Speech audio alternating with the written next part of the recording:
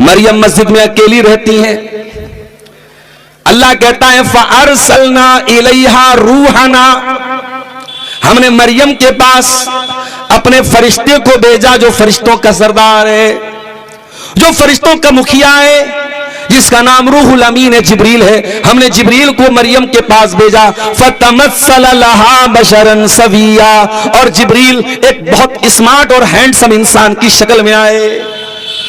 इसका मतलब यह हुआ कि फरिश्ते इंसान की शक्ल धारण कर सकते हैं, इंसान के रूप में आ सकते हैं। जिब्रील अलैहिस्सलाम इंसान की शक्ल में आए।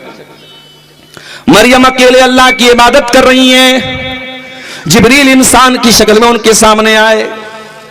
एक औरत, अकेली औरत एक मर्द को देखती है, उसकी फीलिंग क्या हो सकती है, उसका एहसास क्या हो सकता है। क़ालत इन्नी अऊज़ु बिर्रहमानि मिनका इन कुन्त तक़िया, मरियम कहती हैं ऐ अल्लाह के बंदे, मैं रहमान की पनाह चाहती हूँ, मैं अल्लाह की पनाह चाहती हूँ। अगर तू मुत्तकी आदमी है, अगर तू अल्लाह से डरने वाला है, मेरे करीब मत आना, मुझे छूने की कोशिश मत करना। इज्जतदार औरत अपने शरीर तक किसी और को पहुंचने नहीं देती। मेरी मां और बहनों, माफ कीजिएगा, आज का समाज बुराइयों में सर से पैर तक लथपथ है। अब तो हालात वो हो चुके हैं कि आज हमें पाक और साफ लड़के और लड़कियों को चिराग लेके ढूंढना पड़ रहा है। समाज उस लेवल तक पहुंच चुका है, समाज उस स्टेज तक पहुंच चुका है कि शायद कोई लड़का ऐसा मिले जिसका कोई लड़की के साथ रिलेशन ना हो, शायद कोई लड़की ऐसी मिले जिसका कोई बॉयफ्रेंड ना हो। समाज उस लेवल पर पहुंच चुका है मेरे साथी। हरामकारी और ज़िनाकारी और बदकारी ने समाज को इस लेवल तक पहुंचा दिया है कि आज पाक दामन लड़के और लड़कियों को चिराग लेके ढूंढना पड़ेगा। अपनी बहनों को एक पैगाम देना चाहता हूं। आजकल चल रहा है प्यार और मोहब्बत के नाम पे बहुत कुछ चल रहा है, मगर याद रखना, कोई इंस्टाग्राम पे आके प्यार का इकरार करे, कोई व्हाट्सएप पर आकर के मोहब्बत का इकरार करे, कोई स्नैपचैट पे आके आई लव यू लिख दे, तुम धोखा मत खा जाना मेरी बहनों। ऐ मेरी कौम की बेटियों, ऐ मेरी कौम की बहनों, मैं तुम्हें बड़े प्यार के साथ ये पैगाम देना चाहता हूं, जो तुमसे मोहब्बत करेगा वो ज़िना करके तुम्हें जहन्नम में लेके नहीं जाएगा। जो तुमसे मोहब्बत करेगा वो तुमको नौकरानी नहीं महारानी बनाएगा, और महारानी से मिलने के लिए उसके प्रोटोकॉल को अपनाना पड़ता है, उसके पीए से मिलना पड़ता है, उसके सेक्रेटरी से मिलना पड़ता है। ओ मेरी प्यारी माँ बहनों, इस्लाम ने तुमको महारानी बनाया है और महारानी से मिलने के लिए प्रोटोकॉल होता है। इसीलिए इस्लाम कहता है अगर कोई किसी लड़की से मोहब्बत का दावा करता है तो तरीका यह है कि उस लड़की के गार्जियन से मिले, उसके बाप से मिले, अगर बाप नहीं है तो भाई से मिले, जो गार्जियन है उससे मिले, और निकाह का पैगाम भेजे। जो आपसे मोहब्बत करेगा वो निकाह का पैगाम भेजेगा और निकाह करके आपको बीवी बनाएगा और जन्नत में आपको लेके जाएगा। जिना करके जहन्नम में लेके जाने वाला एक बार नहीं 1,00,000 बार आई लव यू लिख दे, 1,00,000 बार आपको मोहब्बत भरा मैसेज भेज दे, वो आपके साथ आपके शरीर को इस्तेमाल करना चाहता है, आपके साथ अपनी वासना पूरी करना चाहता है, वो आपके साथ मोहब्बत नहीं करता है। बनो तो मरियम के जैसी बनो मेरी बहनों। मरियम ने कहा ऐ इंसान, अगर तू अल्लाह से डरने वाला है, डोंट टच मी, मेरे करीब मत आना। अगर तेरे अंदर अल्लाह का तकवा है, अल्लाह से 1% भी तू डरने वाला है, मेरे पास मत आना। क़ाला इन्नमा अना रसूल रब्बिकी लिअहब लकी गुलामन ज़किया। जिब्रील अलैहिस्सलाम ने कहा डोंट फियर, ऐ मरियम डरो नहीं, मैं कोई इंसान नहीं हूं, I am angel of the Lord, मैं अल्लाह का फरिश्ता हूं, मैं तेरे रब का फरिश्ता हूं और मैं तुझे खुशखबरी देने आया हूं कि तुझे एक बहुत खूबसूरत बच्चा होने वाला है। कालत अन्ना यकूनु ली गुलाम, मरियम कहने लगी मुझे बच्चा कहां से होगा, मैं अनमैरिड हूं, मैं कुंवारी हूं, मेरी शादी नहीं हुई है। वलम यमससनी बशर, मुझे किसी इंसान ने टच भी नहीं किया है। वलम अकु बगिया, मैं कोई बदचलन औरत नहीं हूं, मैं कोई बदकिरदार औरत नहीं हूं, मैं कैसे मां बन सकती हूं। क़ाल कज़ालिक, फरिश्ते ने कहा अल्लाह ताला के लिए कोई चीज इम्पॉसिबल नहीं है।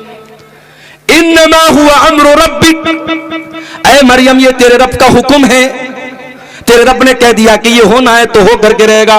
क़ाल कज़ालिक क़ाल रब्बुकी हुवा अलैया हय्यिन, तेरे रब ने कहा कि ये मेरे लिए आसान है, वकान अमरम मक़दिया, ये होकर के रहेगा। फहमलतहु, फरिश्ते ने कहा और मरियम प्रेग्नेंट हो गई। अल्लाह के हुक्म से मरियम के पेट में ईसा अलैहिस्सलाम हमल की शक्ल में उनके पेट में पहुंच गए, मरियम प्रेग्नेंट हो गई। फंतबज़त बिही मकानन क़सिया, जब प्रेगनेंसी आ गई और डिलीवरी का टाइम आया, बच्चे की पैदाइश का टाइम आया, तो मरियम अपने बच्चे को जन्म देने के लिए बैतुल मुक़द्दस से दूर चली गई। जब दूर चली गई तो हजरत मरियम सोचने लगी ये बच्चा पैदा होगा, समाज मुझको ताना मारेगा, मुझको बदचलन कहेगा, मुझको कैरेक्टरलेस कहेगा, मुझे हराम की औलाद की मां कहेगा, मेरे दिल पर क्या गुजरेगी। हजरत मरियम रोने लगी और कहने लगी, क़ालत या लैतनी मित्तु क़ब्ला हाज़ा व कुन्तु नसिय्यम मनसिया, कहने लगी है काश मैं मर गई होती, आज मैं जिंदा न होती, कोई मुझे याद करने वाला न होता, कोई मेरा नाम लेने वाला नहीं होता। अल्लाह होता। जो औरत पाक दामन होती है उसे अपनी इज्जत का इतना ख्याल होता है। मरियम ने कुछ गलत काम नहीं किया है, मगर मरियम को अपनी इज्जत का ख्याल है कि कल समाज क्या बोलेगा। कहती है कि काश मैं मर गई होती। फनादाहा मिन तहतिहा अल्ला तहज़नी कद जअल रब्बुकी तहतकी सरिया, अल्लाह के फरिश्ते ने आवाज दी, ऐ मरियम डरो नहीं, तुम्हें बच्चा पैदा होगा, तुम्हें कोई परेशानी की जरूरत नहीं है, और डिलीवरी के टाइम तुमको पानी चाहिए, तुम कमजोर न हो जाओ, पानी की जरूरत पड़ेगी, जरा नीचे देखो, अल्लाह ने पानी की नहर जारी कर दी, मरियम के लिए नहर जारी हो गई। उसके बाद अल्लाह कहता है वह हुज़्ज़ी इलैकी बिजिज़्इन नख़ला, और ऐ मरियम इस पेड़ की टहनी को तुम हिलाओ, इस पेड़ की टहनी को तुम हरकत दो, इस पेड़ की टहनी को तुम हिलाओ, आपके ऊपर ऐ मरियम आपके ऊपर ताजा ताजा खजूरें गिरेंगी। मरियम डिलीवरी का टाइम है, और आप जानते हैं कि डिलीवरी के टाइम औरत को बहुत दर्द होता है, औरत बहुत पेन में होती है, बहुत दर्द में होती है, बहुत कमजोर होती है, और दुनिया के हर समाज में जब औरत को डिलीवरी का टाइम आता है तो उसको ताकत की चीजें खिलाई जाती हैं। आप क्या भी खिलाई जाती होंगी, हमारे यहाँ बनारस में भी कुछ मेवा वगैरह डाल करके बनाते हैं, कुछ चीजें औरतों को देते हैं, आप क्या भी देते होंगे, शेरशाबादियों में भी देते होंगे। वो औरत की कमजोरी का टाइम होता है। ऐसी कमजोरी के टाइम अल्लाह क्या कह रहा है, ऐ मरियम पेड़ की पत्ती को हिलाओ तो ताजा ताजा पकी हुई खजूर तुम्हारे ऊपर गिरेगी। ऐ अल्लाह, जब तू मरियम को खजूर देना ही चाहता है तो मरियम को इतनी तकलीफ देने की क्या जरूरत है। मरियम बेचारी तो कमजोर है, बच्चा पैदा होने वाला है। ऐ अल्लाह, एक प्लेट में रख करके खजूर आ जाती तो क्या हो जाता। अल्लाह ने सबक दिया, नहीं मेरे बंदे, हम मरियम को ये सबक दे रहे हैं कि ऐ मरियम जब तू पेड़ को हिलाएगी तब खजूर गिरेगी, बैठे बिठाए तुझको खजूर मिलने वाली नहीं है। हरकत में बरकत है। जब मरियम ने खजूर को हिलाया तब जाकर के खजूर पकी हुई जमीन पे गिरी। अच्छा, आपके यहां तो खजूर की खेती नहीं होती होगी कि होती है? नहीं होती है। खजूर की खेती कहां होती है? रेगिस्तानी इलाके में होती है। और खजूर पकती कब है? मई जून में पकती है। और अल्लाह क्या कह रहा है, ऐ मरियम जब तू पेड़ को हिलाएगी तो पकी हुई खजूर गिरेगी। इसका मतलब यह हुआ कि ईसा अलैहिस्सलाम कब पैदा हुए? मई जून की गर्मी में पैदा हुए। लिहाजा ईसाई जो उनका जन्मदिन कब मनाते, बोलो भाई? 25 दिसंबर को मनाते। तो ये ठीक आछे ना गलत आछे? गलत आछे। ईसाइयों को पता ही नहीं कि ईसा कब पैदा हुआ। ईसा दिसंबर के जाड़े में नहीं, मई जून की गर्मी में पैदा हुए थे, जब खजूर पक जाती है। पकी हुई खजूर मरियम को मिली है। तो पता ये चला कि अगर आपको कुछ पाना है तो कुछ मेहनत करना पड़ेगा मेरे प्यारे साथी। आप जब हरकत करेंगे तब बरकत मिलेगी। आप जब हिम्मत करेंगे, हिम्मते मर्दा मदद खुदा, जब आप हिम्मत करेंगे, कारोबार करना है, बिजनेस करना है, तो आपको पैसा लगाना पड़ेगा, कैपिटल लगाना पड़ेगा, रिस्क लेना पड़ेगा। प्रॉफिट भी हो सकता है, लॉस भी हो सकता है। आप जब तक हिम्मत नहीं करेंगे आप आगे नहीं बढ़ेंगे। आज भारत का मुसलमान अगर आगे बढ़ना चाहता है उसे हिम्मत से काम लेना पड़ेगा, वरना दुनिया तो चाहती है कि आप पंचर बनाने वाले बन जाए। दुनिया चाहती है आप चिकन की दुकान खोल लें, आप मटन की दुकान खोल लें, पकौड़ी की दुकान खोल लें, बस आप छोटे छोटे यही काम करें। दुनिया नहीं चाहती है कि आप तरक्की करें। मेरे प्यारे साथियों, अगर तरक्की करना है, आगे बढ़ना है, तो आपको हिम्मत से काम लेना पड़ेगा, जुर्रत से काम लेना पड़ेगा। और एक बात और याद रखो, आपके मुकद्दर में जितनी रोजी मिली लिखी है वो कोई माई का लाल आपसे छीन नहीं सकता। और जो रोजी मिलने वाली नहीं है, आप सिकोरना से अररिया, पूर्णिया, फारबिसगंज नहीं, पटना, दरभंगा, आप हिंदुस्तान के किसी भी कोने में चले जाओ, जो रोजी आपके मुकद्दर में नहीं लिखी है वो आप नहीं पा सकते हैं मेरे साथी। और ये बात मैं क्यों कह रहा हूं, आइए दलील भी सुन। अहले हदीस का स्टेज है, अमी किस्सा कहानी बोलबो ना, अमी ओनली कुरान हदीस बोलबो इंशाअल्लाह। हदीस सुनिए, आप अपनी मां के पेट में होते हैं और आपकी तकदीर लिखी जाती है। अल्लाह के प्यारे नबी फरमाते हैं, इन्ना अहदकुम युजमउ फी बतन उम्मिही, तुम में से कोई इंसान जब अपनी मां की पेट में होता है तो उसको पहले मिलाया जाता है। साइंस भी कहती है कि मर्द का स्पर्म और औरत के एग्स ये मिलते हैं तो बच्चा पैदा होता है। तो अल्लाह के नबी कह रहे हैं कि मां के पेट में मिलाया जाता है। सुम्मा यकूनु अलकतन, फिर वो जमा हुआ खून बन जाता है। सुम्मा यकूनु मुज़गतन, फिर वो गोश्त का लोथड़ा बन जाता है। और जब वो 120 दिन का होता है, 4 महीने का होता है, अल्लाह के प्यारे नबी फरमाते हैं फयुनफकु फीहि रूहुहु, उस बच्चे की रूह फूंकी जाती है। अब मुझे नहीं मालूम कि मेडिकल साइंस क्या बोलती है, लेकिन अल्लाह के नबी की हदीस पर हम ईमान रखते हैं। नबी ने फरमाया बच्चा मां के पेट में 4 महीने का होता है तो रूह फूंक दी जाती है। अब मसला सुन लो, अगर बच्चा मरा हुआ पैदा है और 4 महीने के बाद पैदा हुआ है, जनाजे की नमाज पढ़ी जाएगी क्योंकि रूह फूकी जा चुकी है। जरूरी नहीं है, कंपलसरी नहीं है, अनिवार्य नहीं है, लेकिन अगर 4 महीने के ऊपर बच्चा पैदा हुआ है तो उसकी नमाज जनाजा पढ़नी चाहिए, उसको कफनाना भी चाहिए क्योंकि उस बच्चे के अंदर रूह डाली जा चुकी है। अभी एक सवाल आया था, एक बीमारी होती है, गालिबन मैं भूल रहा हूं उसका नाम, एसिनोफेलिया होता है। एसिनोफेलिया क्या होता है? बच्चा जो मां के पेट में होता है ना, उसका दिमाग सही नहीं होता। बच्चा पैदा होता है, उसका दिमाग सही नहीं काम करता। इस बीमारी को एसिनोफेलिया बोलते, बड़ी खतरनाक बीमारी होती है। ऐसा बच्चा अगर पैदा होता है, मां बाप के लिए बहुत बड़ी आजमाइश बन जाता है। अभी कर्नाटक से एक भाई का फोन आया, मौलाना साहब मेरी बीवी को 4 महीने का हमल है पेट में, और डॉक्टर ये बोल रहे हैं कि बच्चे का सर नहीं बन पा रहा है, बच्चे का दिमाग नहीं बन पा रहा। बच्चा पैदा होगा तो उसका सर नहीं होगा, उसका दिमाग नहीं होगा, बच्चा अधूरा पैदा होगा। क्या करूं मौलाना साहब मैंने जब इस मसले पर रिसर्च की, तहकीक की, मुताला किया तो उलमा ने यही बात लिखी है कि अगर बच्चा 4 महीने के अंदर का है और डॉक्टर की रिपोर्ट बता रही है कि बच्चा पैदा भी होगा तो मरा हुआ पैदा होगा, या बच्चे की पैदाइश से मां को खतरा होगा, तो 4 महीने के अगर पहले का हमल है तो उसको इस्कात किया जा सकता है, उसको मां के पेट में खत्म किया जा सकता है मां की जान बचाने के लिए, जब यह कंफर्म हो कि बच्चा मरा हुआ ही पैदा होगा।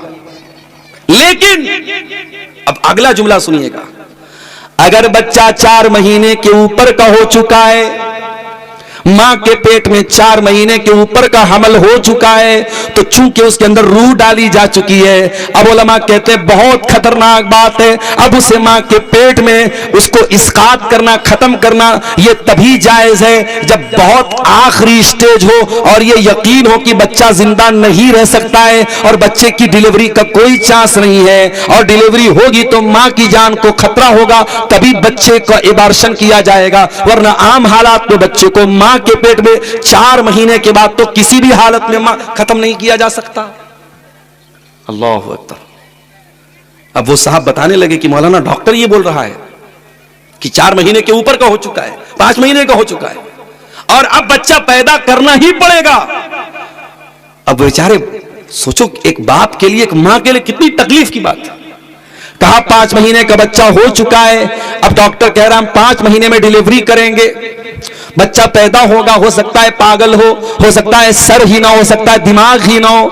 मैंने कहा मेरे भाई अब कोई रास्ता नहीं है, आप डॉक्टर जो कह रहा है और भी डॉक्टरों से समझ लो, अगर यही रास्ता है तो पैदाइश होने दो। बच्चा अगर जिंदा पैदा हुआ, सही सलामत पैदा हुआ, अल्लाह का शुक्र अदा करना। अगर मरा हुआ पैदा हो तो सब्र कर लेना। अगर पागल पैदा हो, आजमाइश समझ लेना। उस बच्चे को बहरहाल जिंदा रहने का आप उसे मारने का कोई अधिकार नहीं है। तो 4 महीने का जब बच्चा होता है, अल्लाह के नबी कहते रूह डाल दी जाती है और एक फरिश्ता भेजा जाता है जो 4 चीजें लिखता है। फयुक्तबु अमलुहु व अजलुहु व रिज़्क़ुहु। वो लिखता है कि इस बच्चे का अमल क्या होगा, ये आगे चल के क्या अमल करेगा, शराबी बनेगा या बदकार बनेगा या आलिम बनेगा या मास्टर बनेगा, इंजीनियर बनेगा, डॉक्टर, उसका अमल लिखा जाता है। वह अजलहू, उसकी उम्र लिखी जाती है। 40 साल जिंदा रहेगा, 50 साल रहेगा, 10 साल रहेगा, 5 साल रहेगा, उसकी उम्र लिखी जाती है। और तीसरी चीज वह रिज़्क़ुहू, और बच्चे की उम्र लिखी जाती है। कितनी उम्र पाए, कितनी रोजी पाएगा, उस दुनिया में कितना रिस्क पाएगा, लखपति बनेगा कि करोड़पति बनेगा, कटिहार में उसके कितने मकान होंगे, पूर्णिया में कितने मकान होंगे, कितनी प्रॉपर्टी खरीदेगा, सब कुछ लिखा जाता है। और चौथी चीज लिखी जाती है वह शकीयुन और सईदुन, कि वो बच्चा बदबख्त होगा या खुशबख्त होगा, वो जन्नती होगा या जहन्नमी होगा। ये सब कुछ कब लिखा जाता है, जब बच्चा अपनी मां के पेट में है। मेरे प्यारे साथियों, इसका मतलब ये हुआ अभी हमने दुनिया में जन्म नहीं लिया था, अभी हम दुनिया में नहीं आए थे, अभी मां के पेट में थे और हमारी रोजी लिखी जा चुकी थी। क्यों हाय तौबा मचाते हो मेरे प्यारे साथियों। जितनी भी मेहनत कर लो, मेहनत करो, मैं मेहनत से मना नहीं करता, लेकिन अगर हराम रास्ता भी अपनाओगे तुम तो अपनी मुकद्दर से ज्यादा रोजी तुम नहीं पा सकते हो। जितनी रोजी तुम्हारे मुकद्दर में लिखी उतनी मिल करके रहेगी। इसीलिए अल्लाह कुरान के 12वें पारे की पहली आयत में कहता है वमा मिन दाब्बतिन फिल अर्ज़ इल्ला अलल्लाहि रिज़्क़ुहा। जमीन के ऊपर जितने चौपाए हैं, जितने इंसान हैं, जितने जानवर हैं, सबकी रोजी रोटी हमने अपने जिम्मे ले ली है। इंसान को भी रोजी देने वाले हम, हैवान को भी रोजी देने वाले हम, जितने जानदार हैं सबको रोजी देने वाले हम हैं। इस दुनिया में बहुत सारे ऐसे जानवर हैं जो अपाहिज होते हैं, बहुत सारे ऐसे जानवर हैं जो अपने घोंसले में पड़े रहते हैं, बहुत सारे ऐसे जानवर हैं वो मेहनत नहीं कर सकते, लेकिन अल्लाह उनको भी खिला रहा है। वमा मिन दाब्बतिन फिल अर्ज़ि इल्ला अलल्लाहि रिज़्क़ुहा। दुनिया में जितने भी जानदार हैं सबकी रोजी रोटी अल्लाह देता है। तो रोजी रोटी देने वाला कौन है? अल्लाह है। ये पहली बुनियादी बात याद रखो मेरे साथ। दूसरी बात, अगर किसी को ज्यादा पैसा मिला है तो जरूरी नहीं है कि वो अल्लाह की नजर में अच्छा हो, और कोई गरीब है तो जरूरी नहीं कि वो अल्लाह की नजर में बुरा हो। अबू लहब के पास बहुत पैसा था, नबी का चचा था अबू लहब, बहुत पैसे वाला था, बहुत स्मार्ट था, बहुत हैंडसम था। ओ दुनिया वालों, तुमने तो हैंडसम होने को, खूबसूरत होने को मेयार बनाया है, तुमने पैसे को मेयार बनाया है, तुमने खानदान को मेयार बनाया है। अबू लहब के पास तीनों चीजें, खानदान भी बहुत बड़ा है, नबी का चचा है, अब्दुल मुत्तलिब का बेटा है, हाशिम का पोता है, बहुत खूबसूरत भी है, बहुत पैसे वाला भी है। लेकिन कुरान क्या कहता है? तब्बत यदा अबी लहब व तब। अबू लहब हलाक हो गया और अबू लहब ने जो कुछ कमाया था वो सब बर्बाद हो गया। तब्बत यदा अबी लहब, अबू लहब के दोनों हाथ बर्बाद हो गए। मा अगना अनहु मालुहु व मा कसब, न माल कोई काम आया, न कमाई किसी काम आई। तो दौलत का ज्यादा होना मेरे प्यारे साथियों, ये जरूरी नहीं कि अल्लाह के यहां आपको उत्तम बना दे, अच्छा बना दे। अल्लाह का सिस्टम है दुनिया में, नहनु कसमना बैनहुम मईशतहुम फिल हयातिद दुनिया। हमने अपने बंदों की रोजी रोटी को बांटा है, किसी को लखपति बनाया, किसी को करोड़पति बनाया। कोई महलों में रहता है, कोई झोपड़ी में रहता है, कोई लाख रुपया रोजाना कमाता है, कोई 100 रुपये के लिए भी मेहनत करता है, कोई टाली चला रहा है, कोई रिक्शा चला रहा है, कोई बेचारा मकान बना रहा है, लेबर का काम कर रहा है, कोई कंप्यूटर पर बैठ के लाखों करोड़ों कमा रहा है। मेरे प्यारे भाइयों, ये रोजी रोटी अल्लाह ने अपने जिम्मे ली है। रोजी रोटी की बुनियाद पर कोई अच्छा नहीं, कोई बुरा नहीं है। हर इंसान मेहनत करे, स्ट्रगल करे, संघर्ष करे, लेकिन ये ना समझे कि जो पैसे वाला है वही बहुत इज्जत वाला है और जो गरीब है वो अल्लाह की नजर में हकीर है। ऐसा नहीं है। अल्लाह की नजर में अगर इज्जत का कोई मेयार है, पैसा नहीं है। अल्लाह की नजर में इज्जत का मेयार आपका तकवा है, आपकी दीनदारी है। मेरे प्यारे साथी, वक्त बड़ी तेजी से आगे बढ़ रहा है और हमारा जो टॉपिक है अभी हमने शुरू भी नहीं किया। जो बहुत अहम टॉपिक है कि रोजी में बरकत कैसे मिलेगी। आइए शुरू करते हैं। सबसे पहली चीज, अगर रोजी में बरकत चाहिए, अपने अंदर तकवा पैदा करो, अल्लाह का डर पैदा करो। वमन यत्तकिल्लाह यजअल लहू मखरजा, जो अल्लाह से डरेगा अल्लाह उसके लिए जरूर कोई ना कोई रास्ता निकालेगा। वयरज़ुक़हु मिन हैसु ला यहतसिब, और अल्लाह वहां से रोजी देगा वो सोच भी नहीं सकता, सोच भी नहीं सकते आप, अल्लाह वहां से रोजी देगा आपको। तकवा पैदा करो। आप अगर गुनाह के काम करेंगे, शराब पिएंगे, जिना करेंगे, झूठ बोलेंगे, गीबत करेंगे, अपने हाथों से दूसरों को तकलीफ पहुंचाएंगे, फिर आप ये उम्मीद मत रखिए अल्लाह बरकत देगा आपको। मेरे प्यारे भाइयों, अल्लाह बरकत तभी देगा जब आप अल्लाह की बात मानेंगे, जब आप मुत्तकी बनेंगे। अल्लाह कुरान में कहता है, वलौ अन्ना अहलल कुरा आमनू वत्तक़ौ लफतहना अलैहिम बरकातिम मिनस समाई वल अर्दी, अगर ये लोग ईमान वाले बन जाएं, अगर ये मुत्तकी बन जाएं, तो हम आसमान से और जमीन से बरकत के दरवाजे खोल देंगे इनके ऊपर। एक सहाबी, नाम नोट कर लो, अब्दुर्रहमान बिन औफ, मक्का से हिजरत करके मदीना आए। अल्लाह के प्यारे नबी ने नाम ले लेकर के मक्का के मुहाजिरों को और मदीना के अंसारियों को भाई भाई बनाया था। आपने अब्दुर्रहमान बिन औफ को भाई बनाया साद बिन रबी का। साद बिन रबी अंसारी साहबी हैं, बहुत पैसे वाले साहबी हैं, बहुत खजूरों के बागात उनके पास हैं। उन्होंने कहा, मेरे भाई अब्दुर्रहमान, ये मेरे खजूरों के बाग हैं, आ जाओ मैं बंटवारा कर देता हूं, आधा तुम ले लेना, आधा मैं ले लेता हूं। ये मेरे पास धन है, दौलत है, रुपया है, पैसा है, आधा तुम ले लो, आधा मैं ले लेता हूं। अरे अब्दुर्रहमान, अभी तुम नए नए मदीना में आए हो, तुम्हारी शादी भी नहीं हुई है, तुमको घर भी बसाना है, तुमको परिवार भी बनाना है। अरे अब्दुर्रहमान, मेरी 4 बीवियां हैं, तुम किसी एक को पसंद कर लो, मैं तलाक दे देता हूं। 3 हैज की इद्दत गुजारने के बाद मेरी उस बीवी से तुम निकाह कर लेना, तुम्हारा घर भी बस जाएगा, तुमको बिजनेस भी मिल जाएगा, तुमको मकान भी मिल जाएगा। मेरे प्यारे भाइयों, अगर हम होते, सोचते फ्री में नौकरी भी मिल रही है, छोकरी भी मिल रही है, फ्री में रिश्ता भी लग रहा है, फ्री में सब कुछ मिल रहा है, मगर सहाबा बड़े खुददार थे, बड़े गैरतमंद थे, बड़े इज्जत वाले थे। हजरत अब्दुर्रहमान बिन औफ ने कहा है, मेरे भाई साद बिन रबी, अल्लाह तेरे माल में बरकत दे, अल्लाह तेरे कारोबार में बरकत दे, मुझे तेरी बीवी से शादी नहीं करना, मुझे तेरा माल नहीं चाहिए। ऐ साद बिन रबी, मैं तो बिजनेसमैन आदमी हूं, मैं तो व्यापारी आदमी हूं, मैं तो कारोबार करने वाला आदमी हूं, मुझे बाजार का पता बता दे। हजरत अब्दुर्रहमान को बाजार का पता बताया गया और उन्होंने पनीर का और घी का कारोबार शुरू किया, और पहले छोटे पैमाने पर शुरू किया, फिर अल्लाह ने बहुत बरकत दी, उनको करोड़पति हो गए और शादी करते हैं। और शादी को बीवी में खजूर, बीवी को मेहर में खजूर की गुठली के बराबर सोना अपनी बीवी को मेहर में देते हैं।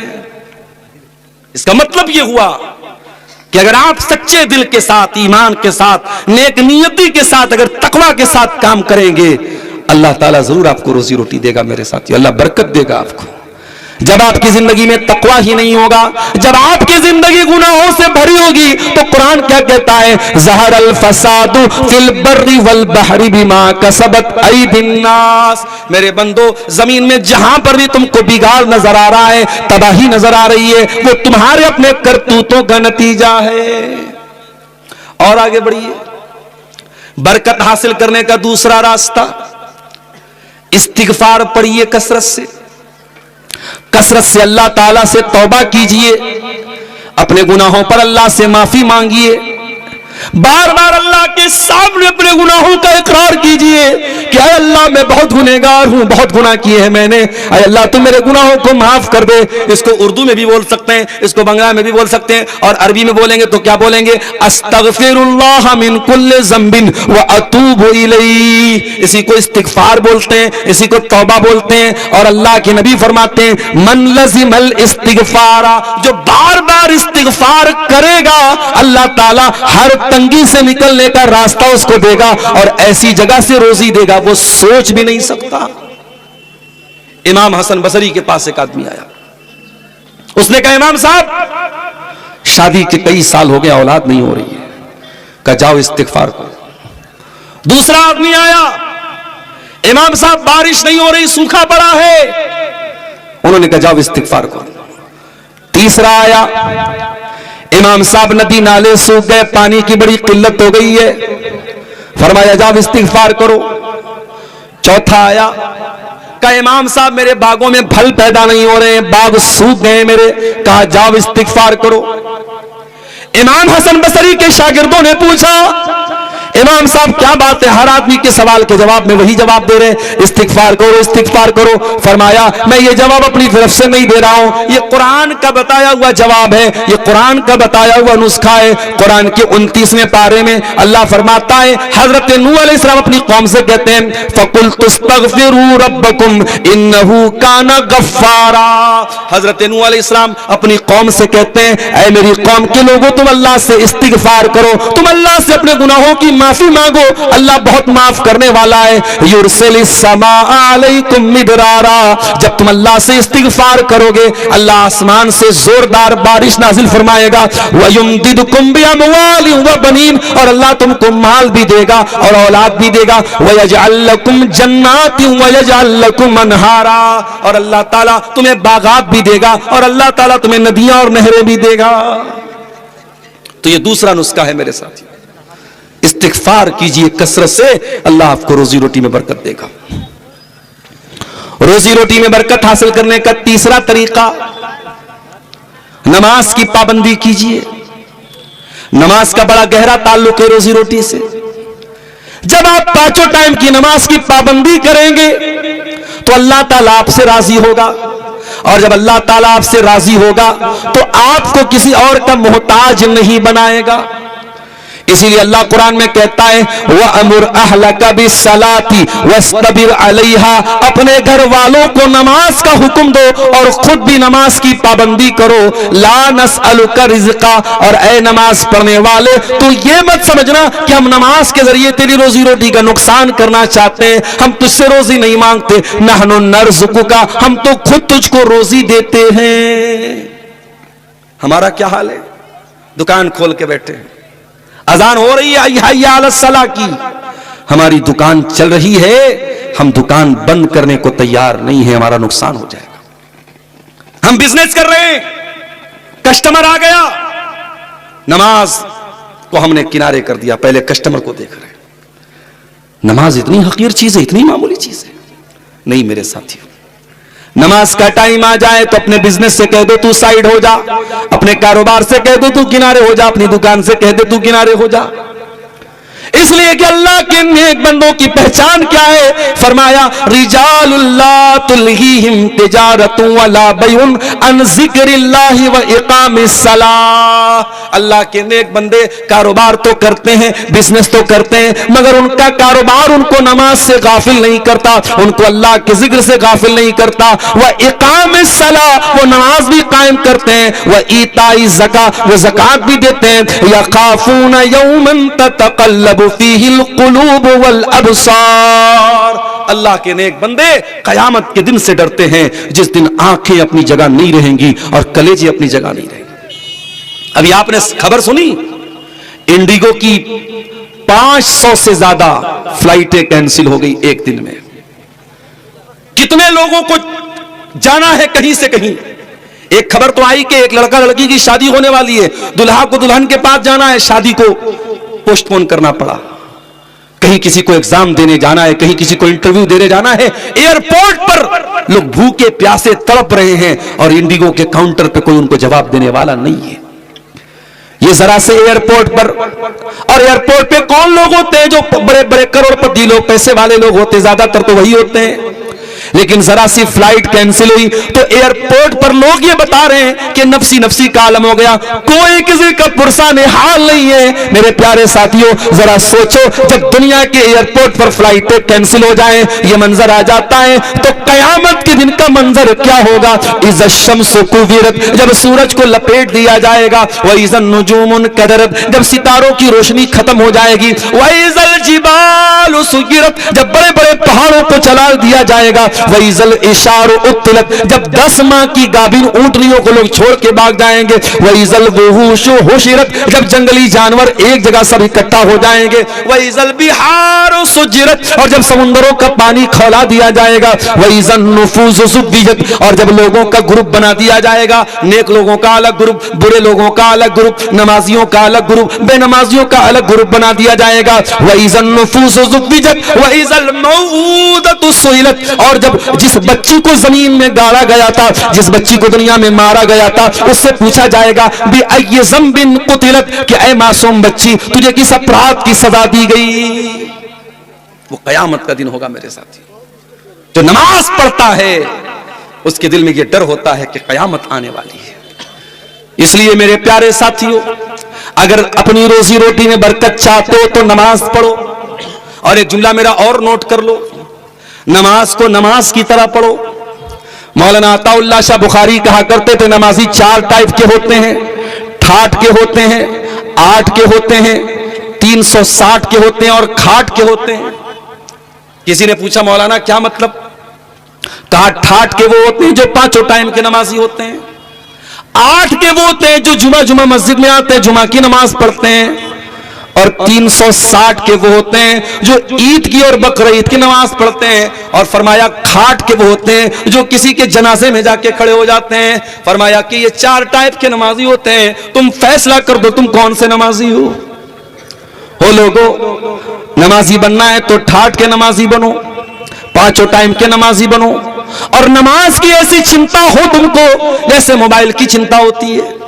मोबाइल जरा सा डिस्चार्ज हो जाए, अब्दुल गफ्फार साहब परेशान हो जाते हैं, पता नहीं किसका किसका कॉल आया होगा, किसका किसका मैसेज आया होगा, जल्दी से चार्जर तलाश करते हैं। चार्जर नहीं मिले तो इंसान बेचैन हो जाता है, मेरा मोबाइल जल्दी से ऑन हो जाए। जैसे तुमको मोबाइल की चिंता है, जैसे तुमको अपने कॉल की चिंता है, अपने मैसेज की चिंता है, उससे ज्यादा तुमको नमाज की चिंता होनी चाहिए। अल्लाह के नबी फरमाते हैं कि कयामत के दिन अल्लाह ताला कुछ खुश नसीब बंदों को अर्श का साया देगा। उन खुश नसीब बंदों में एक बंदा वो भी होगा, वरजुलुन क़ल्बुहु मुअल्लक़ुन बिल मसाजिद, वो आदमी जिसका दिल मस्जिद में अटका हो, जिसको नमाज की चिंता हो। और नमाज, अपने बच्चों को भी नमाज का आदी बनाओ मेरे साथियों। अल्लाह के प्यारे नबी फरमाते हैं मरू औलादकुम बिस्सलाति व मबनाउ सबिन, जब तुम्हारे बच्चे 7 साल के हो जाएं उनको नमाज का हुक्म दो, और जब 10 साल के हो जाएं और नमाज न पढ़े तो तुम उनकी पिटाई करो। तो ये तीसरी चीज है, नमाज की पाबंदी कीजिए। चौथी चीज, रोजी रोटी में अगर बरकत हासिल करना है, चौथा काम क्या करना पड़ेगा आपको? अपने आप को अल्लाह की इबादत के लिए खाली करना होगा। अल्लाह के नबी फरमाते हैं, अल्लाह ताला कहता है तफर्रग li इबादती, ऐ मेरे बंदे तू इबादत के लिए अपने आप को खाली कर दे। जब तू मेरी इबादत के लिए अपने आप को खाली कर लेगा, जब तू मेरी इबादत के लिए टाइम निकालेगा, तो ऐ मेरे बंदे मला तो सद्र का गिना, मैं तेरे दिल को मालदारी से भर दूंगा, मैं तुझे दिल का अमीर बना दूंगा, मैं तुझे दिल का मालदार बना दूंगा। माफ करना मेरे भाइयों, ज्यादा पैसा होना मालदारी नहीं है, ज्यादा पैसा होना मालदारी नहीं है। बड़े बड़े करोड़पतियों को भी रात में नींद नहीं आती, उनको नींद की दवा लेनी पड़ती है। बहुत पैसा है, शुगर की बीमारी है, मीठा नहीं खा सकते, चिकन नहीं खा सकते, मटन नहीं खा सकते, इसका मतलब दौलत से आप सब कुछ नहीं खरीद सकते। लिहाजा अल्लाह के नबी फरमाते हैं लईसल गिना अन कसरतिल अरज़, ज्यादा पैसा होना और ज्यादा सामान होना ये मालदारी नहीं है। वलाकिन्नल गिना गिना नफ्स, इंसान का दिल गनी हो, इंसान दिल से मालदार हो, ये असल मालदारी है। मेरे प्यारे साथियों, अल्लाह ताला कहता है तू मेरी इबादत के लिए अपने आप को खाली कर ले मेरे बंदे, मैं तेरे दिल को गनी बना दूंगा, तेरे दिल को सुकून की दौलत दे दूंगा, तेरी गरीबी को दूर कर दूंगा। और अगर हाय दुनिया में तू लगा रहेगा, सिर्फ दुनिया के चक्कर में तू लगा रहेगा, तो मैं तेरे दिल को बेसुकूनी से भर दूंगा और तेरी गरीबी को और बढ़ा दूंगा। और आगे बढ़िए, रोजी रोटी में अगर बरकत हासिल करना है, एक काम और करना पड़ेगा, गरीबों की मदद, मिस्कीनों की मदद, यतीमों की मदद करनी पड़ेगी। अल्लाह के प्यारे नबी फरमाते हैं इन्नमा तुरज़क़ूना बिज़ुअफ़ाइकुम, तुमको जो रोजी मिलती है कमजोरों की वजह से मिलती है। दो भाई थे अल्लाह के नबी के दौर में, एक भाई काम धंधा करता था, दूसरा भाई नबी के पास आकर के तालीम हासिल करता था। जो भाई काम धंधा करता था एक मर्तबा वो अल्लाह के रसूल के पास आया और अपने उस भाई की शिकायत करने लगा, ये तो कोई काम धंधा नहीं करता है, ये तो बैठ करके आपके पास कुरान सीख रहा है, हदीस सीख रहा है, नबी का दीन सीख रहा है। वो अपने उस भाई की शिकायत करने लगा और अपनी वाहवाही करने लगा। अल्लाह के नबी ने फरमाया खामोश हो जाओ, लअल्लका तुरज़क़ु बिही, हो सकता है कि तुमको रोजी इसी की वजह से मिल रही हो। ये गरीब है, ये कमजोर है, लेकिन दीन का काम कर रहा है, दीन का इल्म हासिल कर रहा है, इसको तुम हकीर न जानो, इसको तुम मामूली न समझो। हो सकता है कि इसी की वजह से अल्लाह तुम्हारी रोजी में बरकत दे रहा है। लिहाजा अगर दौलत में बरकत चाहिए तो वो वाला मिजाज मत बनाओ, चमड़ी चली जाए दमड़ी न जाए, वो मिजाज मत बनाओ। दौलत मिली है, गरीबों पर खर्च करो, यतीमों पर खर्च करो, भाइयों पर खर्च करो, मां बाप पर खर्च करो मेरे प्यारे साथ। अल्लाह ताला कुरान में हमसे कहता है व अनफिकू मिम्मा रज़क़नाकुम मिन क़ब्ल अन यातिया अहदकुमुल मौत, मेरे बंदो तुम अल्लाह की राह में खर्च करो इसके पहले कि मौत आ जाए। फयक़ूल, और इंसान कहे रब्बी लौला अख़रतनी इला अजलिन क़रीब, ऐ अल्लाह काश के तुम मुझे थोड़ी सी मोहलत दे दे, काश की थोड़ा सा टाइम दे दे, फ़असद्दक़, मैं सदका कर लूं, मैं खैरात कर लूं, व अकुम मिनस सालिहीन, और मैं भी नेक बन जाऊं। लेकिन मरने का टाइम आ गया तो अब एक मिनट की फुर्सत, आपको एक पल की फुर्सत भी नहीं मिलेगी मेरे प्यारे साथियों। इससे पहले कि मौत आ जाए, जिंदगी में तंदुरुस्ती की हालत में अल्लाह के नबी ने फरमाया सबसे बेहतरीन सदका वो है जो इंसान व अंत सहीहुन शहीहुन, जो इंसान तंदुरुस्ती की हालत में करे, माल की मोहब्बत उसके दिल में है, उसको मालदारी की उम्मीद है, गरीबी का डर है, उस आलम में जो इंसान सदका खैरात करता है अल्लाह को वो दान, वो पुण्य, वो सदका अल्लाह को पसंद है। और आगे बढ़िए, रोजी रोटी में अगर बरकत हासिल करना है, लोगों को खाना खिलाइए, मेहमान नवाजी कीजिए। मेहमान नवाजी करने से भी घर में बरकत आती है। अल्लाह कुरान के 29वें पारे में कहता है, और आज जुमा का दिन था, आपने फजर की नमाज अगर पढ़ी होगी, फजर की नमाज में इमाम साहब ने दूसरी रकात में यह आयत आपको सुनाई होगी। अल्लाह फरमाता है व युतइमून अत्ताम अला हुब्बिही मिस्कीनन व यतीमन व असीरा, मेरे नेक बंदे गरीबों को खाना खिलाते हैं, यतीमों को खाना खिलाते हैं, कैदियों को खाना खिलाते हैं, और जब खाना खिलाते हैं तो क्या कहते हैं, इन्नमा नुतिमुकुम लिवजहिल्लाह, हम तुमसे तारीफ सुनने के लिए खाना नहीं खिला रहे हैं, हम थैंक यू सुनने के लिए, हम जज़ाकल्लाह खैर सुनने के लिए तुमको खाना नहीं खिला रहे हैं। इन्नमा नुतिमुकुम लिवजहिल्लाह, हम तो तुमको अल्लाह को राजी करने के लिए खाना खिला रहे हैं। ला नुरीदु मिनकुम जज़ाअन वला शुकूरा, हमें तुमसे कोई बदला, कोई शुक्रिया नहीं चाहिए। खाना खिलाओ लोगों को, आपके दस्तरखान पे कुछ लोग आके बैठे और आपके साथ खाना खाएं तो खाना घटेगा नहीं, अल्लाह और बरकत देगा मेरे प्यारे साथ। अल्लाह के नबी जब मदीना पहुंचे तो एक सहाबी जिनका नाम अब्दुल्ला बिन सलाम था, वो यहूदी थे पहले, वो कहते जब अल्लाह के नबी मदीना में आए तो पहला जुमला जो मैंने नबी की जबान से सुना था, क्या सुना था, अय्युहन्नास, ऐ लोगो, अफ्शुस्सलाम, सलाम को बढ़ाओ, सलाम को फैलाओ, व अतिमुत्ताम, लोगों को खाना खिलाओ, वसिलुल अरहाम, और रिश्तों को जोड़ो, वसल्लु बिल्लैलि वन्नासु नियाम, और रातों को नमाज पढ़ो जब लोग सो रहे हो, तदखुलुल जन्नत बिसलाम, तुम इत्मीनान के साथ जन्नत में चले जाओगे। पता ये चला कि लोगों को खाना खिलाने से भी घर में बरकत आती है मेरे प्यारे साथियों। हजरत इब्राहीम अलैहिस्सलाम कौन नहीं जानता, बड़े मेहमान नवाज थे। एक बार फरिश्ते उनके पास आए और फरिश्ते खूबसूरत लड़कों की शक्ल में आए, स्मार्ट और हैंडसम लड़कों की शक्ल में फरिश्ते आए, और फरिश्ते आके बैठ गए। हजरत इब्राहीम अलैहिस्सलाम ने ये नहीं पूछा कहां से आए हो, मेरे रिलेशन के हो के नहीं हो, बस इतना पता लगा मेहमान आए हैं।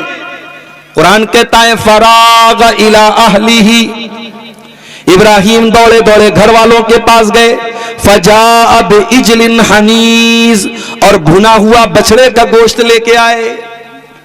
पता ये चला कि मेहमान नवाजी में सबसे बेस्ट आइटम कौन सा है? आलू गोभी की सब्जी नहीं है, क्या है? गोश्त है। गोश्त से बेहतरीन मेहमान नवाजी नहीं हो सकती। सबसे बेहतरीन आइटम क्या है?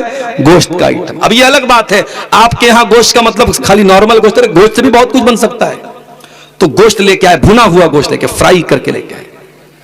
अब वो जब गोश्त लेके आए तो फरिश्तों से कह रहे हैं खाओ भाई। उनको क्या पता कि लोग फरिश्ते हैं। फरिश्ते हाथ आगे नहीं बढ़ा रहे, नहीं खा रहे। उस जमाने में अगर मेहमान घर में आए और खाने को हाथ न लगाए तो लोग समझ जाते थे ये मेहमान नहीं, दुश्मन बन के आया है। हजरत इब्राहिम डर गए, खाना क्यों नहीं खा रहा? कहने लगे अला ताकुलून, खा क्यों नहीं रहे हो? फरिश्तों ने कहा इन्ना रुसुल रब्बिक, हम आपके रब के फरिश्ते हैं, इंसान नहीं है। हम लूत अलैहिस्सलाम की कौम के ऊपर अल्लाह का अजाब उतारने के लिए आए हैं। इब्राहिम हम इंसान नहीं है, हम फरिश्ते हैं और हमें खाने की जरूरत नहीं है।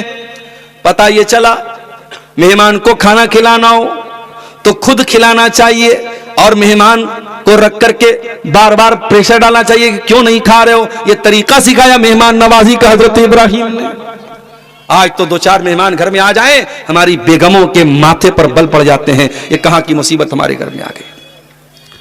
आज की औरतें माफ करना मेहमान नवाजी में बहुत पीछे है मेरे प्यारे साथी। नबी के दौर में एक मेहमान आया, नबी ने अपने घर में पता लगवाया किसी के घर में खाने को कुछ है।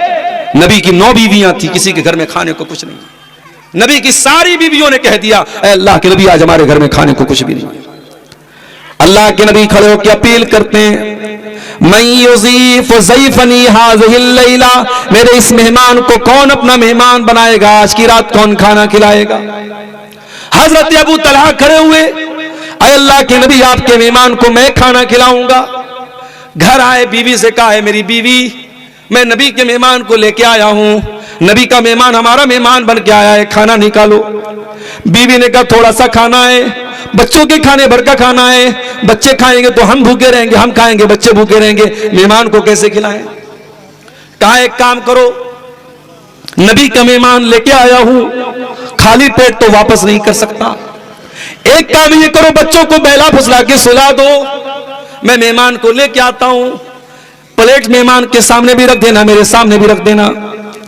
मैं मेहमान सारा खाना मेहमान की प्लेट में डाल दूंगा, अपनी प्लेट खाली रख लूंगा और झूठ मूठ का मुंह चलाऊंगा। मेहमान समझेगा मैं भी खाना खा रहा हूं, मेरा मेहमान का पेट भर जाएगा, समझो हमारा पेट भर गया। अल्लाह अकबर। साहबी अबू तलहा मेहमान को लेके आए और इसी तरीके पर अमल किया। सारा खाना मेहमान की प्लेट में डाला और खुद की प्लेट को खाली छोड़ दिया, खुद भूखे रह गए, मेहमान को खाना खिलाया। अगले दिन सुबह जब अल्लाह के नबी के पास पहुंचे, अल्लाह के नबी ने फरमाया ऐ अबू तलहा, तुम्हारे जैसे लोगों के बारे में कुरान की आयत नाज़िल हो गई है, वयूसिरूना अला अनफुसिहिम वलौ कान बिहिम खसासा। अल्लाह के कुछ ऐसे बंदे भी होते हैं जो अपना हक कुर्बान करके दूसरों की मदद करते हैं। मेहमान नवाजी करो मेरे प्यारे साथ, इससे भी आपकी रोजी रोटी में बरकत आएगी।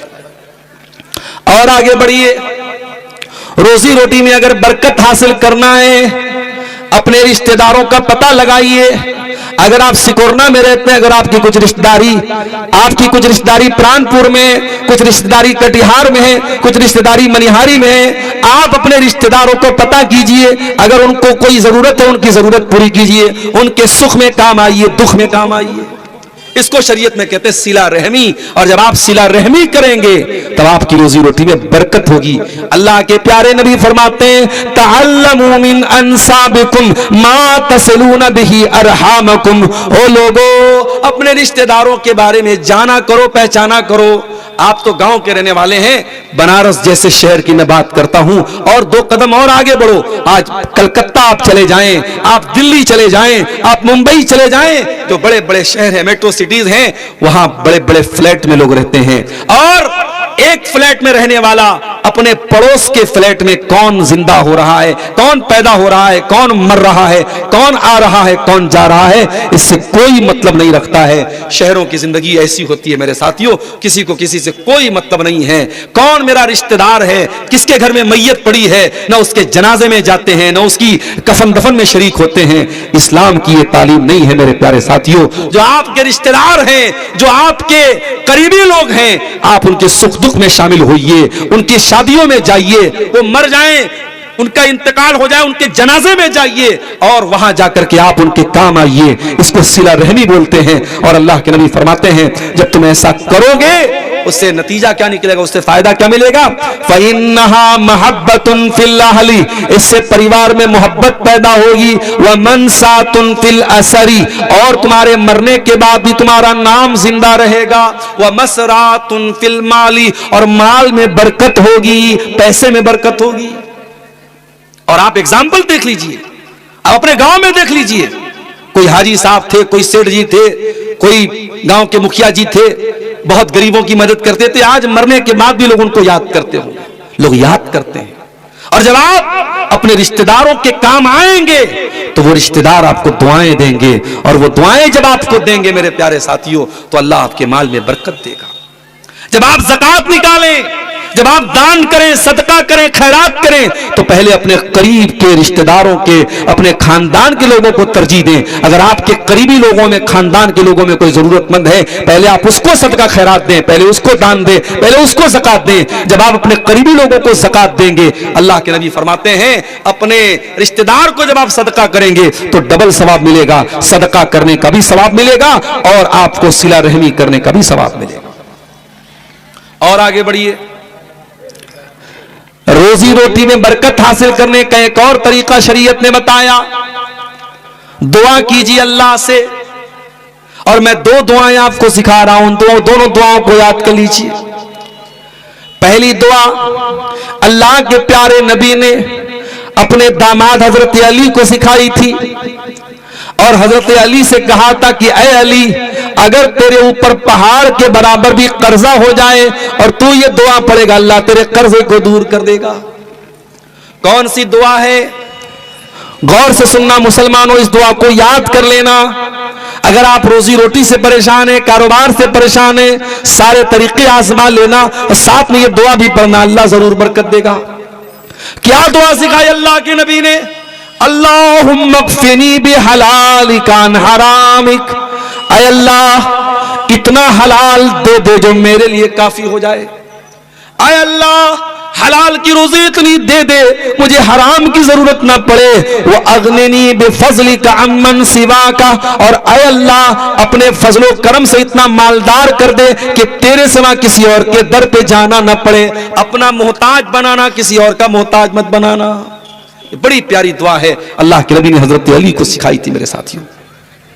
दूसरी दुआ जो अल्लाह के नबी नमाज में पढ़ते थे, अल्लाहुम्मा इन्नी अऊज़ु बिका मिन फितनतिल मसीहिद दज्जाल व अऊज़ु बिका मिन फितनतिल महया वल ममात।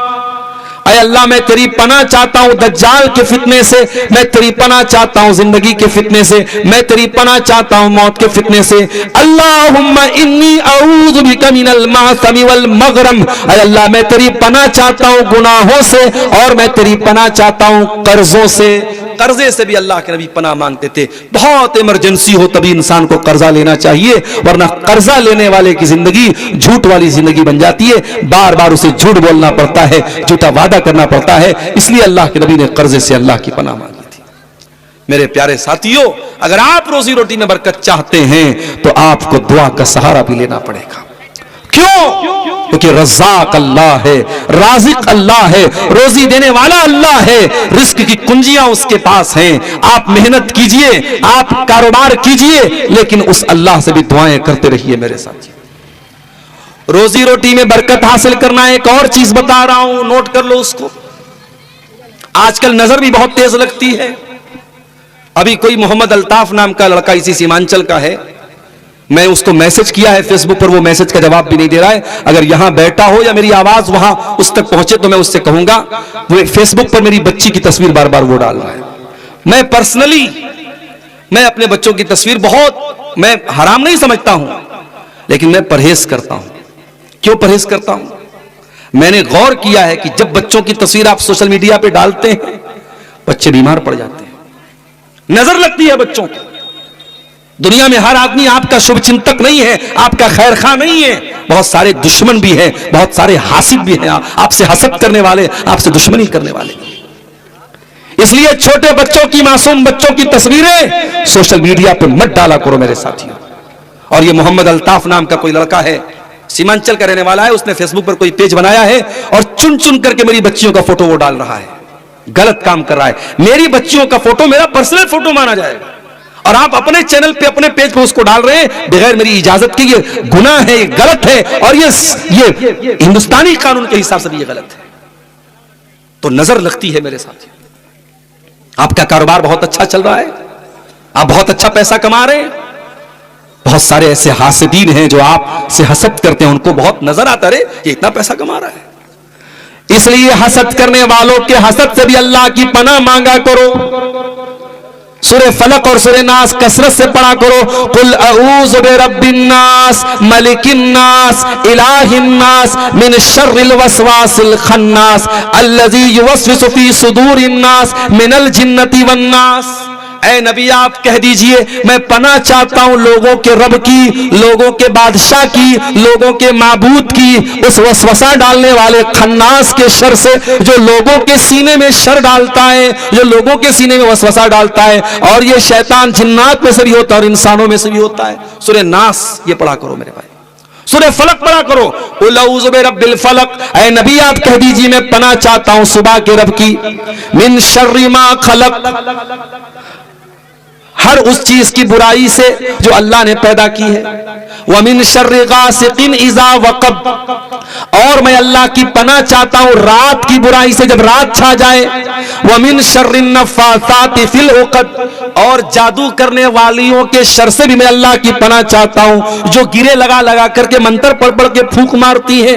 वमिन शर्रि हासिदिन इज़ा हसद, और मैं अल्लाह की पनाह चाहता हूं हसद करने वाले के शर से जब वो हसद करता है। ये दो सूरतें हैं कुरान की, सूरह फलक और सूरह नास। इसको कसरत से पढ़ा करो मेरे साथी। अगर आपका बच्चा, आपका छेला आपकी में बहुत खूबसूरत है, अगर आपके बच्चे बच्ची बहुत खूबसूरत है, बच्चे को जब देखो तो माशाअल्लाह बोलो और बच्चे को गोद में लेकर दुआ पढ़ के दम किया करो। वईज़ुका बिकलिमातिल्लाहि ताम्मा मिन कुल्लि शैतानि व हाम्मा व मिन कुल्लि ऐनिल लाम्मा। ऐ मेरे बच्चे, ऐ मेरी बच्ची, मैं तुझको अल्लाह की पनाह में दे रहा हूं हर शैतान से, हर बुरी नजर से। नजर लगती है मेरे साथी। अल्लाह के नबी ने फरमाया नजर लगती है। अल-ऐनु हक़्क़ुन, नजर सच्ची है, नजर लगती है। और ये नजर इतनी खतरनाक है, अल्लाह के नबी ने एक सही हदीस में फरमाया नजर लगती है इंसान को कब्र में पहुंचा देती है। इंसान को नजर लगती है, इंसान पर इतना बुरा असर पड़ता है, इंसान मर जाता है, कब्र में चला जाता है। और ऊंट को नजर लगती है, ऊंट ज़बा होकर के हांडी में पहुंच जाता है। लिहाजा नजरे बद से अगर बचना है तो सुबह शाम के अज़कार पढ़ा करो। जो अल्लाह के प्यारे नबी सुबह शाम अल्लाह के का जिक्र करते थे, अज़कार पढ़ते थे, उन दुआओं को पढ़ा करो, उन अज़कार को पढ़ा करो। अपने घर में सूरह बकरा पढ़ा करो मेरे प्यारे साथियों। ये तमाम चीजें आपको जादू से बचाएंगी, नजरे बद से बचाएंगी। और रोजी रोटी में अगर बरकत हासिल करना है, एक और बहुत अहम चीज आपको बता रहा हूं, उसको भी नोट कर लो। कोई नया बिजनेस शुरू करने जा रहे हो, कोई नई जॉब करने जा रहे हो, अब समझ में नहीं आ रहा है, पता नहीं ये बिजनेस मेरे लिए बेहतर होगा कि नहीं होगा, ये जॉब मेरे लिए अच्छी होगी कि नहीं, कंफ्यूजन है, कोई मसला नहीं। इस्लाम ने कहा 2 रकात नमाज पढ़ो। इस्तिखारा की नीयत से 2 रकात नमाज पढ़ लो और 2 रकात नमाज पढ़ने के बाद अल्लाह से दुआ करो, अल्लाहुम्मा इन्नी अस्तखीरुका बिइल्मिका व अस्तक़दिरुका बिकुदरतिका व अस्अलुका मिन फज़लिकल अज़ीम फ इन्नका तक़दिरु व ला अक़दिर व तालमु व ला आलम व अंता अल्लामुल ग़ुयूब। अल्लाहुम्मा इन कुन्ता तालमु अन्ना हाज़ल अम्र खैरुल ली फ़ी दीनी व मआशी व आक़िबति अमरी फ़क़दिरहु ली व यस्सिरहु ली सुम्मा बारिक ली फ़ी। ये दुआ इस्तिखारा है, इसको याद कर लो। आय अल्लाह, मैं तेरे इल्म के जरिए तुझसे भलाई का सवाल करता हूं, तेरी कुदरत के जरिए तेरी कुदरत का सवाल करता हूं, तेरे अजीम फजल का सवाल करता हूं। ऐ अल्लाह, तू कुदरत रखता है, मैं कुदरत नहीं रखता हूं। तू जानता है, मैं नहीं जानता हूं। तू अल्लामुल गुयूब है। ऐ अल्लाह, अगर ये चीज मेरे हक में बेहतर है, फी दीनी व माशी व आकिबत अमरी, अगर मेरे दीन के लिए अच्छी है, मेरी दुनिया की जिंदगी के लिए अच्छी है, मेरे मामले के अंजाम के लिए अच्छी है, फक़दुर होली व यस्सिर होली। ऐ अल्लाह, इस चीज को मेरे मुकद्दर में लिख दे, इसको मेरे लिए आसान कर दे। सुम्मा बारिक ली फी, और फिर मुझे इसके अंदर बरकत दे दे। व इन कुंता तालमु अन्ना हाज़ल अम्र शर्रुल ली फी दीनी व महाशी व आकिबत अमरी, और ऐ अल्लाह, मैं जो दुकान खोलने जा रहा हूं, मैं जो कारोबार करने जा रहा हूं, मैं जो जॉब करने जा रहा हूं, अगर ये मेरे हक में बुरी है, फी दीनी, मेरे दीन के लिए बुरी है, व माशी, मेरी दुनिया की जिंदगी के लिए बुरी है, व आकिबत अमरी, मेरे अंजाम के लिए बुरी है, फसरिफ अन्नी वसरिफनी अन्हो, तो ऐ अल्लाह, तू मुझको इससे फेर दे, इसको मुझसे फेर दे। वक़्दुर लियल खैरा हैसु कान, और मेरे लिए अल्लाह मेरे मुकद्दर में भलाई लिख दे, जहां भी भलाई हो मेरे मुकद्दर में लिख दे। ये इस्तिखारा की दुआ है। 2 रकात नमाज पढ़ करके इस्तिखारा की ये दुआ पढ़ लीजिए। उसके बाद अगर आपका दिल इत्मीनान, अगर मुतमईन होता है कि हाँ आपको ये जॉब करनी चाहिए, तो जॉब शुरू कर दो। अगर आपका दिल कहता है कि हाँ ये कारोबार करना चाहिए, तो आप कारोबार शुरू कर दो। लेकिन अगर ये दुआ पढ़ने के बाद भी और ये 2 रकात नमाज पढ़ने के बाद भी आपका दिल मुतमईन नहीं होता है, और ये दुनिया के किसी भी चीज में इस्तिखारा कर सकते हैं आप। अगर आपका रिश्ता कहीं लगा है, लड़की बहुत अच्छी है, लेकिन आपका दिल मुतमईन नहीं हो रहा है कि मुझे उस लड़की से शादी करना चाहिए कि नहीं करना चाहिए, वहां पर भी आप इस्तिखारा की नमाज पढ़ सकते हैं। किसी लड़की का रिश्ता लगा है, लड़का ठीक ठाक है, माँ बाप को पसंद है, लेकिन लड़की का दिल मुतमईन नहीं हो रहा है कि मुझे उस लड़के से रिश्ता करना चाहिए नहीं करना चाहिए, वहां पर भी इस्तिखारा की नमाज पढ़ी जा सकती है। और जब तक दिल को इत्मीनान ना हो जाए, बार बार इस्तिखारा करते रहो। जब दिल एक चीज पर जम जाए और दिल एक चीज पर इत्मीनान हो जाए दिल को, उसके बाद वो काम कर दो। जब आप इस्तिखारा करके वो काम करेंगे तो अल्लाह ताला बरकत देगा। मेरे प्यारे साथियों, अगर रोजी रोटी में बरकत हासिल करना है तो आपको इस्तिखारा भी करना चाहिए। अब एक चीज और बयान करके मैं अपनी गुफ्तगू को खत्म करूंगा। आप अगर रोजी रोटी में बरकत चाहते हैं तो एक काम आप और कीजिए, मशवरा कीजिए। आप ये समझ लीजिए कि आप सबसे अक्लमंद हैं, फिर भी आप दूसरों से मशवरा कीजिए। मशवरे में खैर है मेरे प्यारे साथियों। अल्लाह कुरान में अपने नबी से कहता है, वशाविरहुम फिल अमरी, ऐ नबी आप अपने सहाबा से मशवरा किया करें, अपने सहाबा की राय लिया करें, सहाबा से मशवरा करके कोई काम किया करें। आज हमारे मदरसे क्यों बर्बाद हो रहे हैं? आज हमारे इदारों में क्यों टूट फूट चल रही है? क्योंकि हर जगह तानाशाही है, हर जगह डिक्टेटरशिप है। अरे डिक्टेटरशिप से मुल्क भी तबाह हो जाता है, देश भी बर्बाद हो जाता है। जब मशवरा करने वाले अच्छे लोगों से, आप मदरसे की कमेटी चला रहे, आप कोई फैसला करें, मदरसे की कमेटी को बिठा करके मशवरा करके करें। मुसलमानों का काम मशवरे से होना चाहिए। अगर आपके घर में कोई बिजनेस हो रहा है, 4 भाई 5 भाई मिलकर काम कर रहे हैं और बिजनेस में लॉस हो रहा है, बिठाओ सारे भाइयों को, भाई हमको इस बिजनेस में लॉस हो रहा है, चलो कुछ और सोचते हैं। 4 भाइयों के साथ आप बैठ करके मशवरा करेंगे, 4 तरीके का दिमाग उसमें लगेगा, और जब 4 तरीके का दिमाग लगेगा तो अल्लाह ताला जरूर कोई ना कोई रास्ता निकालेगा। और जब आप मशवरा करेंगे और उसके बाद अगर आपका डिसीजन गलत भी हो जाएगा, तो चूंकि सबके मशवरे से वो काम हुआ था, इसलिए आप पर अकेले इल्जाम नहीं आएगा। और जब आप बगैर मशवरे के कोई काम करेंगे, सारा इल्जाम आपके सर पे आएगा, किसी ने अपने मन से ये काम किया था इसलिए काम बिगड़ गया। तो मशवरे में मेरे प्यारे साथियों खैर है, आप मशवरा कीजिए और मशवरा करके आप कोई काम आगे बढ़ाइए, इंशाअल्लाह अल्लाह ताला उसमें बरकत देगा। और एक चीज और रह गई थी, अगर अल्लाह ने ताकत दी तो हज कर लो मेरे भाई, उम्रा कर लो। अगर पैसे वाले हो, हज और उम्रा कर लो। हज और उम्रा करने से भी रोजी में बरकत आती। अल्लाह के नबी फरमाते, ताबिउ बैनल हज वल उम्रा, बार बार हज करो, बार बार उम्रा करो। फइन्नहु यनफिल फक्र कमा यनफिल कीरु खुबसल हदीद। बार बार हज और उम्रा करोगे तो तुम्हारी दौलत में बरकत आएगी और तुम्हारी गरीबी खत्म हो जाएगी। जैसे लोहार की भट्टी में जब लोहा डाला जाता है तो लोहे का मैल कुचैल दूर हो जाता है, वैसे ही तुम्हारे गुनाह भी दूर हो जाएंगे, तुम्हारे घर से गरीबी भी दूर हो जाएगी। लिहाजा आपके पास पैसा है, इंतजार मत करो हम 50 साल के हो जाएंगे तब हज करने जाएंगे। अल्लाह की कसम लोग रोते हैं मक्के में जाने के बाद। कोई बेचारा व्हील चेयर पे उम्रा कर रहा है, कोई बेचारा दूसरों के सहारे से तवाफ कर रहा है, लोग रोते हैं और अफसोस करते हैं, काश उन्होंने जवानी में हज कर लिया होता, काश उन्होंने जवानी में उम्रा कर लिया होता। अगर अल्लाह ने आपको नवाजा है मेरे प्यारे साथियों, तो आप जरूर अपनी सेहत की हालत में और जवानी की हालत में आप हज और उम्रा कर लीजिए मेरे साथियों। इसी तरीके से सीमांचल में ये जलसे होते हैं और इन जलसों में चंदा होता है और आप ला करके चंदा देते हैं। ये जो चंदा आप देते हैं, दान देते हैं मदरसों में, मस्जिदों में, कब्रिस्तान में, ये जो दान देते हैं आप ये मत समझिए कि आपने 1000 रुपया दे दिया तो 1000 रुपया का आपका नुकसान हो गया। नहीं नहीं नहीं, नहीं। अल्लाह के प्यारे नबी फरमाते, रोजाना अल्लाह के 2 फरिश्ते दुआ करते हैं। एक फरिश्ता दुआ करता, अल्लाहुम्मा आती मुनफिकन खलफा, ऐ अल्लाह जो तेरी राह में खर्च कर रहा है, जो दान दे रहा है, जो सदका खैरात कर रहा है, तो उसको बेहतरीन बदला दे। और दूसरा दुआ करता है, अल्लाहुम्मा आति मुमसिकन तलफा, ऐ अल्लाह जो कंजूसी कर रहा है, जो बखीली कर रहा है, जो अपने माल को खर्च नहीं कर रहा है, तो उसके माल को बर्बाद कर दे। आप नजर उठा के देख लीजिएगा, जो लोग अपने पैसे से खर्च नहीं करते हैं अल्लाह की राह में, उनका पैसा कभी यहां डूब गया, कभी वहां डूब गया, उनका पैसा ज्यादा डूब जाता है। लिहाजा अपने माल को बर्बादी से बचाना है, माल में बरकत पैदा करना है, तो अल्लाह की राह में खर्च भी किया करो मेरे प्यारे साथियों।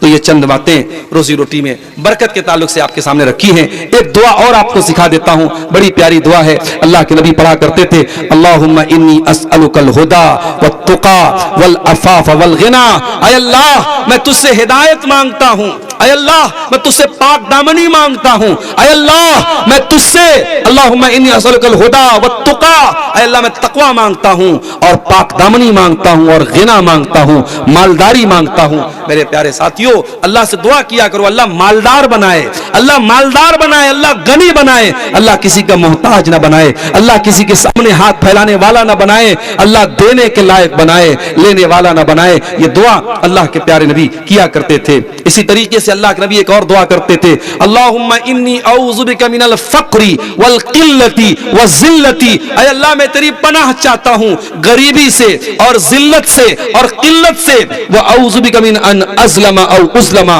और ऐ अल्लाह मैं तेरी पनाह चाहता हूं इस बात से कि मैं जुल्म करूं और मेरे ऊपर जुल्म किया जाए। मेरे प्यारे साथियों, आप अल्लाह से दुआ कीजिए, अल्लाह रब्बुल आलमीन आपके माल में बरकत दे, और खास तौर से जो रात का वक्त होता है, तहज्जुद का वक्त होता है, रात का आखिरी जो पहर होता है, ये बड़ी कबूलियत का टाइम होता है। इस टाइम खास तौर से आप अल्लाह के सामने हाथ उठा के दुआ कीजिए, हाथ फैला के दुआ कीजिए। अगर आप कारोबार से परेशान हैं, बिजनेस से परेशान हैं, नौकरी नहीं लग रही है, जॉब नहीं लग रही है, दुनिया की सारी कोशिशें कीजिए, लेकिन साथ में अल्लाह से जरूर दुआएं कीजिए। मेरे प्यारे साथियों, वही राज़िक है, वही रोजी देने वाला है, उसी के पास सारे खजानों की चाबियां हैं। जब आप उससे लौ लगाएंगे, वो जरूर इंशाअल्लाह दस्ते गैब से आपको रोजी अता फरमाएगा। हम अल्लाह से दुआ करते हैं, रब्बुल आलमीन हम सब की रोजी रोटी में बरकत अता फरमाए। रब्बुल आलमीन रोजी रोटी में बरकत के जो ये असबाब मैंने बताए हैं, जो ये तरीके मैंने बताए हैं, अल्लाह कहने वाले को, सुनने वालों को, सबको अमल की तौफीक अता फरमाए। रब्बुल आलमीन जिस इदारे की तरफ से आज का ये प्रोग्राम हुआ है, इस इलाके का ये बड़ा अहम इदारा है, निजामिया इदारा है, अल्लाह इस इदारे को और तरक्की अता फरमाए, और जो इस इदारे के जिम्मेदार हैं, अल्लाह इस कमेटी को और मजीद हिम्मती बनाए और मजीद इनको जो है मुतहर्रिक बनाए। रब्बुल आलमीन हमारे तमाम उलमा की हिफाजत फरमाए, हमारे इस्लाम का काम करने वाले तमाम दाइयों की हिफाजत फरमाए। अल्लाह जब तक दुनिया में जिंदा रखे, इस्लाम पर जिंदा रखे और हमारा खात्मा ईमान पर हो। आमीन व आखिर दावाना अनिल हम्दुलिल्लाहि रब्बिल आलमीन। वस्सलामु अलैकुम व रहमतुल्लाहि व बरकातुहू।